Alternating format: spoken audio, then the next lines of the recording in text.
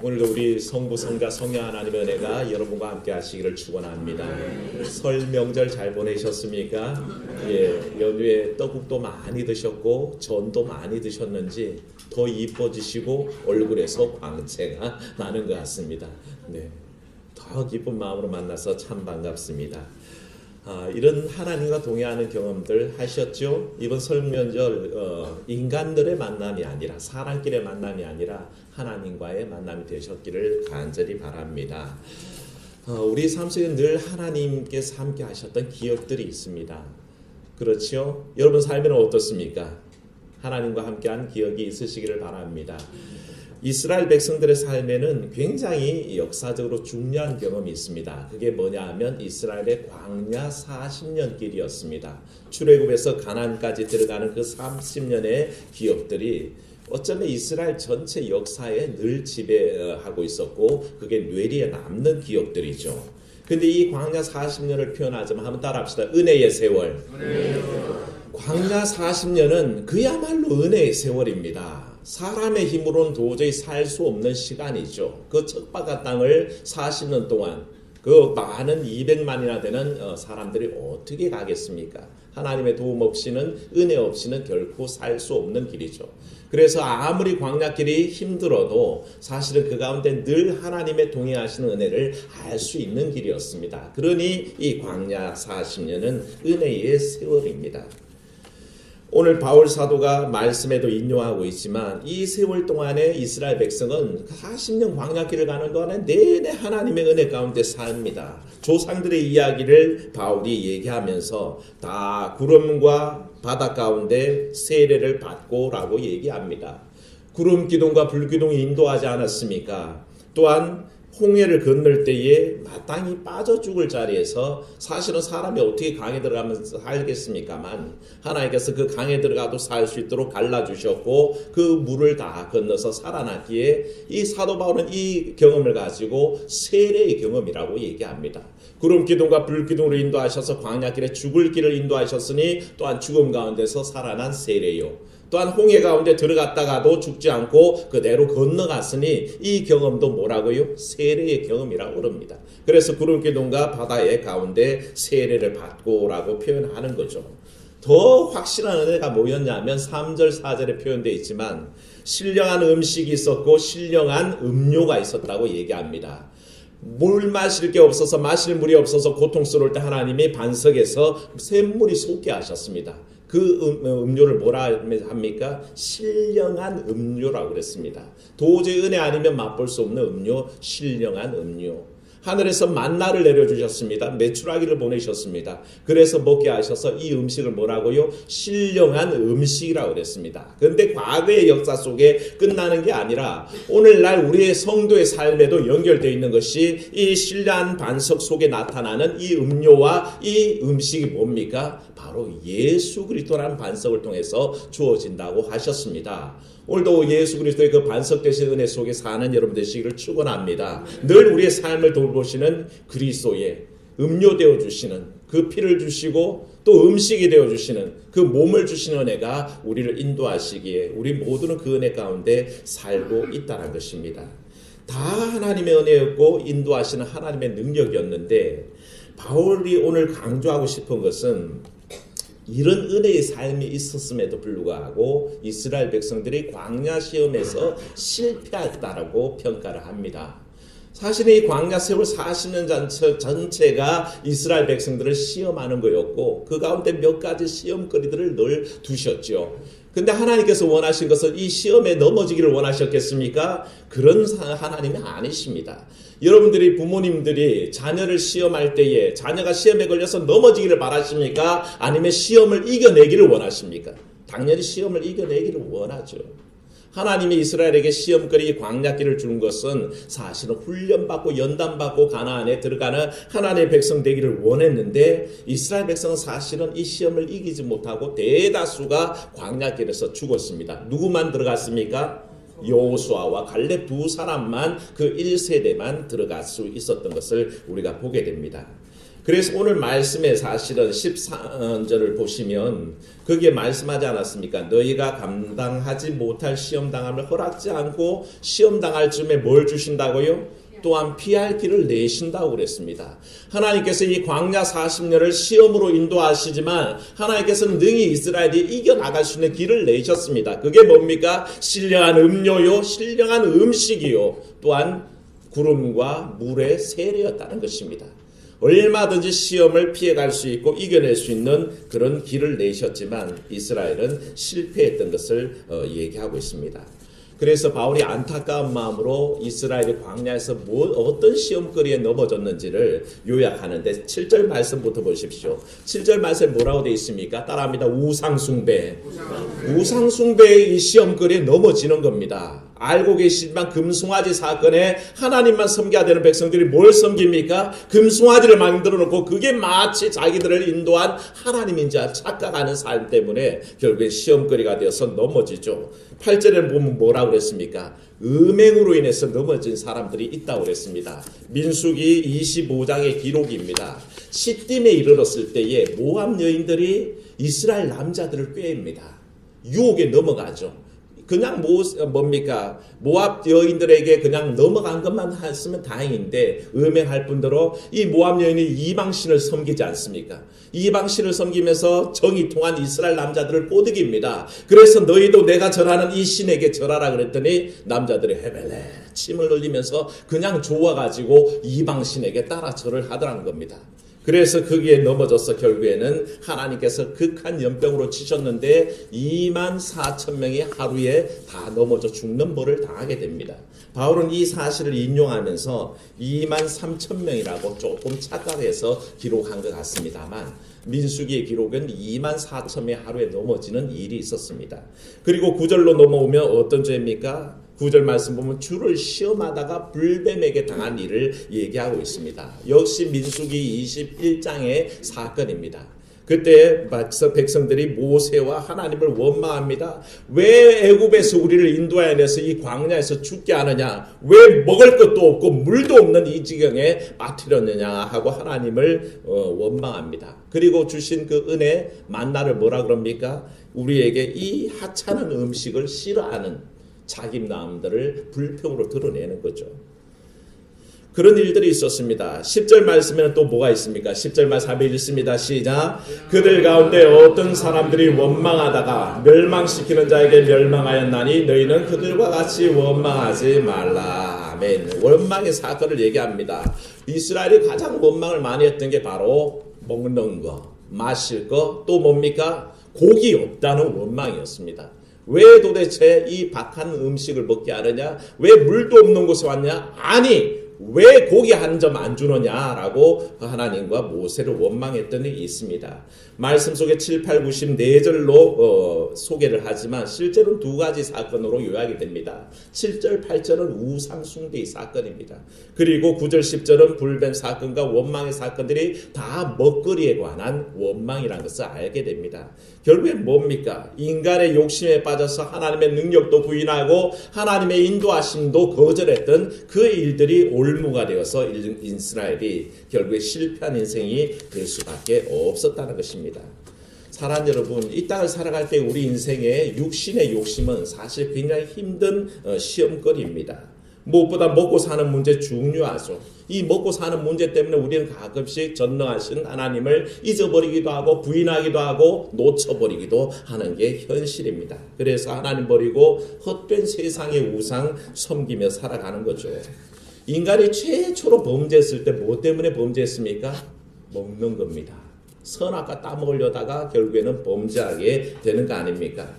광야에서의 범죄 역시 하나님께서 주신 신령한 음료, 신령한 음식에 대해서 원망과 불평하면서 생겨나는 죄입니다. 이것 때문에 시험 들고 이것 때문에 하나님 아닌 다른 쇳덩어리, 돌덩어리, 나무에 불과한 것들에 자기 마음을 굽히니 그게 얼마나 큰 시험거리였겠습니까? 사랑 여러분, 결국 시험은 그겁니다. 믿음의 삶과 또한 물질에 대한 욕심이 딱 부딪혔을 때에 이 물질에 대한 욕심이 믿음의 삶을 이겨버리는 겁니다. 그게 시험에 넘어지는 본보기고, 이런 사건들이 바울이 고린도 교회에게 보여주고 싶었던 본보기로 제시하는 것이죠.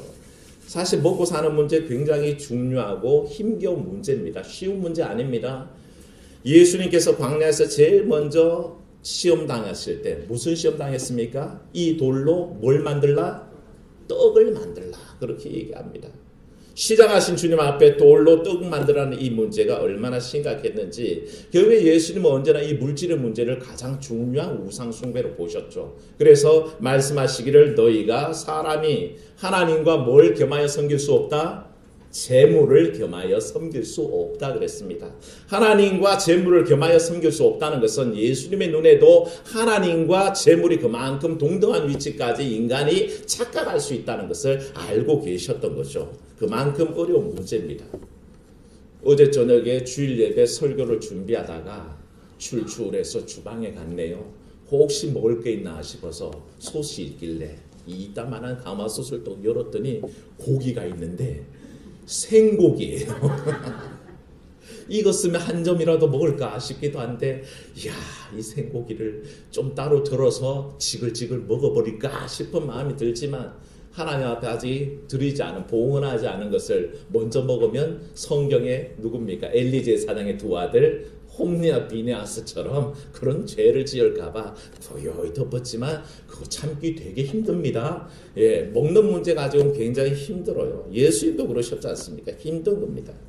이런 사소한 일들부터 시작해서 수많은 물질의 문제, 먹는 문제, 거기에서 자유로울 사람은 아무도 없다는 것입니다. 바울은 이런 광야 40년의 경험을 본보기로 해서 고린도 교회에 권면하기를 원했고, 오늘 11절 말씀 한번 보십시오. 그게 이런 목적을 가지고 기록했습니다. 한번 읽어봅니다. 시작. 그들에게 일어난 이런 일은 본보기가 되고 또한 말세를 만난 우리를 깨우치기 위하여 기록되었느니라. 아멘. 두 가지 목적이죠. 첫 번째 뭐요? 본보기가 되는 거. 두 번째는요, 깨우치게 하려는 겁니다. 그래서 고린도 교회를 깨우치고 오늘날 우리 현대의 우리 믿음의 사람들을 깨우치기 위한 목적이 거기에 있습니다. 과거 구약의 한 사건을 본보기 삼아 오늘 깨달라는 것입니다. 그래서 시험 가운데서 이기게 하셨음에도 불구하고, 피할 길을 주셨음에도 불구하고 실패하는 그 인생처럼 되지 말라고 사도 바울이 누차 강조하면서 그런 사람 되지 말자, 그런 사람 되지 말라, 그렇게 계속 강조하고 있는 것을 우리가 보게 되는 겁니다. 그 말씀 가운데 결국에는 바울이 원하는 것은 12절 말씀처럼 그런즉 선줄로 생각하는 자는 뭐 할까 두려워하라? 넘어질까? 예, 넘어질까 조심하라 얘기하셨습니다. 서 있다고 생각할 때 나는 든든히 시험을 이긴다고 생각하지 말고 나도 혹시나 넘어질까 늘 조심하는 마음으로 살라라고 권고합니다. 그런데 왜 바울은 이 구약의 출애굽의 광야 생활을 가지고 고린도 교회에 권면하는 걸까요? 우리 그걸 한번 생각해 봐야 됩니다. 바울이 고린도 교회에 이 편지를 보낼 때는 고린도 교회가 많은 문제를 가지고 있었기 때문이라고 말씀드렸죠. 참 많은 문제가 있었습니다. 첫 번째 뭡니까? 분파주의가 있다고 말씀드렸죠. 어떤 사람들은 나는 게바파다, 나는 아볼로파다, 나는 바울파다, 그래서 서로 갈라져서 싸우는 문제가 있었습니다. 또 하나는 음란의 문제가 있었습니다. 고린도 교회 내에 어떤 사람이 자기 아버지 아내, 그러니까 첩 정도 되겠죠. 그녀와 동침하는 일들이 있는데 더 바울이 심각하게 생각했던 것은 그 음란의 문제보다 교회가 그것을 규제하지도 않고 정죄하지도 않고 책망하지도 않고 버려둔다는 것입니다. 그래서 아무런 죄에 대해서 제할 만한 능력도 없고 방치하는 교회의 문제가 대두됐고요. 이런 음란의 문제가 사실은 고린도에게 심각한 이유가 뭐겠습니까? 고린도 사회가 음란한 사회였거든요. 영어 관용어구에 고린도 사람처럼 됐다란 말은 그 사람이 음탕하다라는 뜻입니다. 그만큼 고린도 사람 됐다라는 관용어구가 음탕한 삶을 얘기할 만큼 고린도는 성적으로 타락한 곳이었죠. 근데 그런 성적인 타락이 사회의 모습이 어디에 들어와 있습니까? 교회에도 그대로 들어와 있는데도 교회가 그것을 제어하지 않으니 문제였다는 것입니다. 그 문제가 있었고요. 또 하나의 문제는 우상의 제물 문제입니다. 신전에 바쳤던 그 제물이 그 시장에서 풀려가지고 고기를 먹게 되는데 이것이 과연 우상에게 드렸던 제물인지 아닌지에 대해서 서로 의견이 분분했는데 어떤 사람은 자기가 믿음이 담대하기 때문에 먹어도 된다라고 생각하면서 거리낌이 있는 사람 앞에서 예사로 그걸 먹는 일이 생겨난 겁니다. 우리 교회, 한국교회의 큰 문제 중에 하나가 술 문제거든요. 술 문제가 사실 심각합니다. 어떤 분들은 믿음 안에 아무 거리낌이 없어서 한 잔씩 하실 수도 있지만 어떤 분들은 술 먹는 것 때문에 시험 드는 분들이 있습니다. 그럴 때 어떻게 합니까? 그런 믿음이 있더라도 그런 시험거리가 되는 사람들 앞에서는 자제하고 하지 않는 거죠. 바울은 그걸 원하는 겁니다.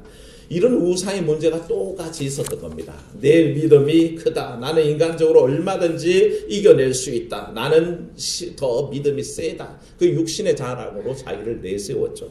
그래서 바울이 뭐라 했냐면 모든 것이 가하나 모든 것이 유익한 것이 아니요.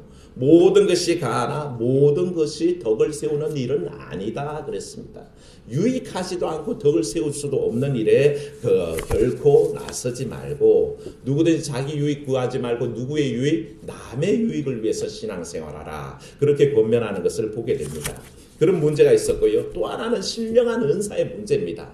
은사는 얼마나 좋은 겁니까? 방언하고 예언하고 믿음의 삶을 살고 봉사하고 이런 은사들이 얼마든지 있었습니다만 이 은사가 문제가 된 것이 자랑하는 겁니다. 내 은사를 자랑하고 교만 떨고 고린도 교회 또 사랑이 부족한 교회였습니다. 얼마나 사랑 없는 교회였냐면 고린도전서 13장이 사랑장이라고 우리에게 불려지지 않습니까? 하지만 고린도 교회가 사랑이 많아서 사랑의 찬가를 넣어놓은 게 아닙니다. 얼마나 사랑이 없었으면 은사만 자랑하고 방언만 자랑하고 예언만 자랑하니까 이런 것들이 사랑 없으면 울리는 꽹과리와 같고 아무것도 아니다라고 가르치기 위해 바울이 고린도전서 13장을 쓸 수밖에 없었다는 것입니다. 이런 모든 문제들이 내포하고 있는 문제는 뭐였습니까? 인간적인 욕심으로 점철되어 있는 교회였다는 것입니다. 하나님이 주관하시지 않고 사람의 생각이 관철되고 사람의 생각대로 움직이고 있었기에 바울이 이 고린도 교회가 온전해지려면 예전 이스라엘이 광야교회에서 행했던 시험거리에 넘어지면 안 되겠다 생각했습니다. 그래서 인간적인 욕심들, 인간적인 관점들, 사람의 생각대로 움직이는 이 모든 것들을 근절하기 위해서 그 광야의 세월을 근거로 본보기를 삼고 그렇게 살지 말자. 우상 숭배하지 말고 음행하지 말고 우리가 온전히 하나님 따라가면서 살자라는 권면을 할 수밖에 없었던 겁니다. 그래서 바울의 결론이 뭡니까? 시험거리가 있지만 능히 이겨낼 수 있다는 것입니다. 사랑하는 여러분 믿으십니까? 우리의 인생살이 속에는 언제나 시험거리가 있습니다. 광야 40년에 분명히 시험거리가 있지만 하나님은 은혜로 이겨낼 길을 주셨는데 사실은 이스라엘이 실패했습니다. 고린도 교회가 시험거리가 있지만 충분히 이겨낼 길을 주셨습니다. 그래서 누구든지 믿음 안에 있으면 얼마든지 이길 수 있다는 것을 보여주셨습니다. 여러분의 삶도 마찬가지입니다. 지금 시험 가운데 있더라도 하나님께서 이길 길을 주시는 것을 믿으시기를 축원합니다. 이 13절의 말씀 속에는 하나님은 두 가지 모습으로 나타나죠. 첫째는 감당하지 못할 시험은 아예 주시지 않는 분이요. 두 번째는 시험을 주실 때에 동시에 뭘 주십니까? 피할 길을 동시에 주시는 하나님이라는 것이죠. 그러니까 사랑과 은혜로 충만하셔서 우리가 시험 때문에 넘어지는 걸 원치 않는다는 것입니다. 사랑하는 여러분, 감당 못할 시험 없습니다. 혹시 시험 중에도 이길 힘을 주시고 피할 길을 주시는 줄 믿습니다. 그 하나님을 믿으시기를 축원합니다. 시험에는 대개 세 가지 종류가 있습니다만 한번 따라합시다. 첫째는 뭐냐 하면 스스로 만드는 시험. 이해되십니까? 시험거리를 자기가 스스로 만드는 겁니다. 왜 시험거리를 만들게 되냐 하면 욕심 때문에 그렇습니다. 어떤 사람이 돈을 지나치게 사랑한다고 한번 생각해 보십시오. 이 돈을 사랑하는 게 자기의 시험거리입니다. 돈을 사랑하다 보니까 돈 벌려고 나쁜 짓도 하고 부정한 방법을 다 씁니다. 그리고 그렇게 모은 돈은 어떻게 합니까? 돈을 모았어도 주색 잡기에 써버리고 허영스러운 일에 쓰고 사치로 다 탕진해버립니다. 결국에는 그것 때문에 병들고 그 속에서 절망에 빠지는 거죠. 그런 사람의 결국 돈 사랑했던 그 하나가 그 사람에게 시험거리입니다. 누가 만들었습니까? 스스로 만든 시험입니다. 또 한 가지 시험은 따라합시다. 마귀가 주는 시험. 마귀를 우습게 여기지 마십시오. 마귀는 우리를 시험합니다. 늘 시험합니다. 오죽하면 우리의 주님 예수님도 시험했습니다. 건방지죠. 예수님을 시험합니다. 원래 마귀의 이름이 시험하는 자입니다. 이 마귀가요, 하버드 대학 시험학과를 나와가지고 시험이 전공이에요. 다 시험하는 게 예사로 시험을 합니다. 누구든지 이 시험에서 자유로울 수 없습니다. 주님도 시험당하셨고, 결국에 아담과 하와도 시험당했고, 무리를 그었던 베드로가 시험당했고, 결국에는 예수님도 40일 금식한 다음에 시험을 당했죠. 그 마귀가 오늘 여러분도 내둘 것 같습니까? 아니요, 시험합니다. 마귀가 시험할 때 이겨내시기를 축원합니다. 세 번째 시험은 뭐냐면 하나님이 주신 시험입니다. 따라합시다. 하나님이 주신 시험.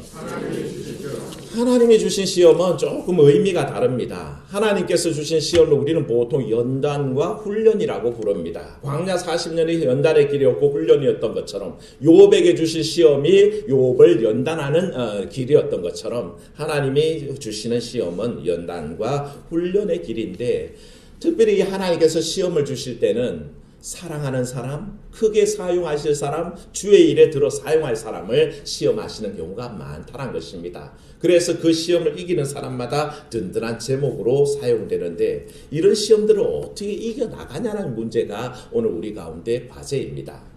첫 번째 시험, 우리 스스로가 욕심 때문에 가지게 된 시험을 어떻게 이길까요? 욕심 때문에 시험이 오면 뭘 버리면 될까요? 욕심을 버리면 됩니다. 어떤 원주민들이 원숭이를 잡는 방법이 아주 간단합니다. 항아리 하나를 단단하게 나무에 묶어놓고 그 항아리 안에다가 원숭이가 좋아하는 것을 집어넣습니다. 근데 이 항아리는 구멍이 좁아서 손을 그냥 뻗고는 들어갈 수 있는데 뭘 움켜잡으면 뺄 수가 없게 돼 있습니다. 그런 항아리에다가 놔두면 그 단단한 그 항아리에 원숭이가 손을 집어넣죠. 그리고 손을 한 움큼을 잡습니다만, 그때 사냥꾼이 다가오면 어떻게 해야 됩니까?